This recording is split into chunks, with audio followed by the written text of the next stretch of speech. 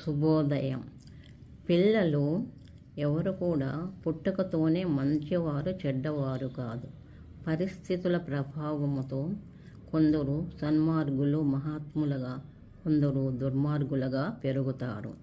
మన పురాణ ఇతిహాసాలు చూసుకుంటే మనకి అర్థమవుతుంది. మన పురాణాలలో కౌరవులు ఎందుకు అలా తయారయ్యారు, అక్కడ శకుని మామ ప్రభావము. పాండవులు ఎందుకు అలా తయారయ్యారు, అక్కడ మేనమామ కృష్ణుని ప్రభావము అని మనకి బాగా తెలుస్తున్నది. జన్యుపరము కాకుండా పరిస్థితుల ప్రభావముల వల్ల కూడా పిల్లలు సన్మార్గులుగా మహాత్ములుగా ఎదగటానికి అవకాశం ఉందని అర్థమవుతుంది. తరువాత రామాయణంలో మన రాముడు అంత మంచి బాలుడుగా, రావణాసుడు ఎందుకు అలా రాక్షసత్వంతో పెరిగినారు అని మనకు అర్థమవుతుంది. పరిస్థితుల ప్రభావమే కదా.